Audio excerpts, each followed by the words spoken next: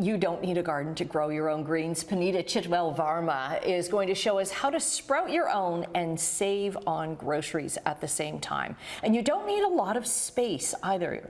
We don't. I was thinking you see trays of green sprouts and it's like, no, you don't need that. You don't need much space. You don't need to go out and buy any fancy gear or sprouting kits. All you need is a mason jar, okay, a piece of cloth that you can cut up with your favorite dish towel, and an elastic band. And an elastic band. That's it. That's it. And there are a few kits out there. The only other tool that I would use that makes it a little bit more convenient is to get some of these, you know, strainer lids. Okay.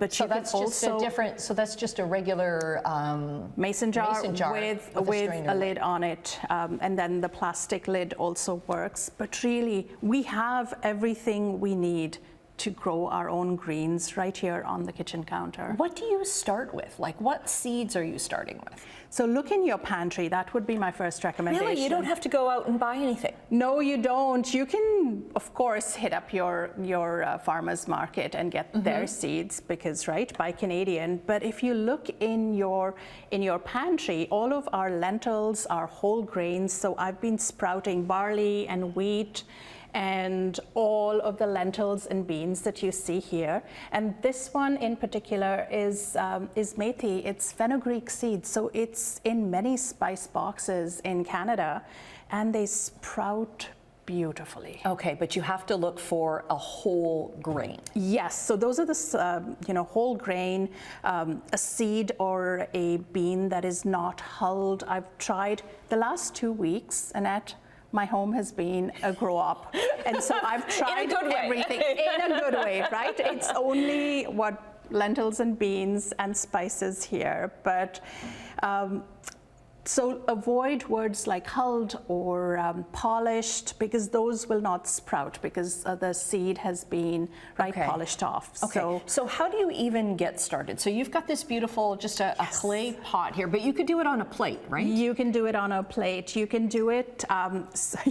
Yes.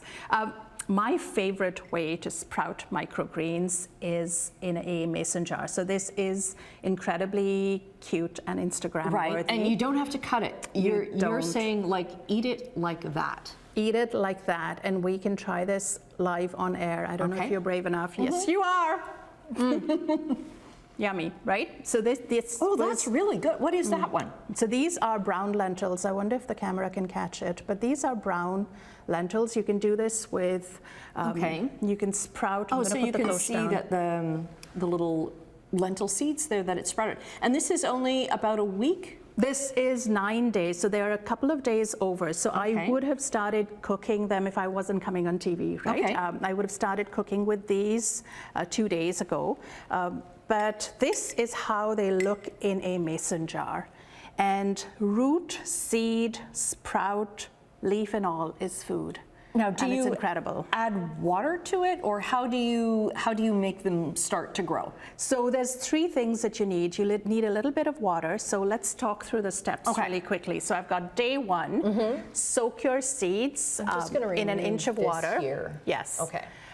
And day 2, wash it out, rinse it, and then leave them damp with your cloth on top. Okay, so this is just a damp cloth, and this is just like an old linen napkin that you've cut up. Yes, okay. Yes, I love linen. Nothing fancy, just loose on there. Nothing fancy, and you can do this with things that you already have.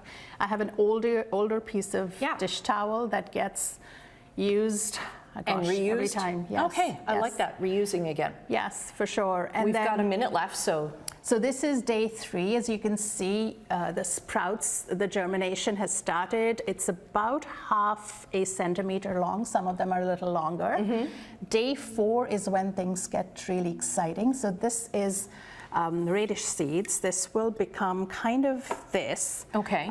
And you can just give it enough time. Yes, and this is the red radish. And so you can see that the sprouts have a little tinge of pink in them. I wonder if the camera can catch it.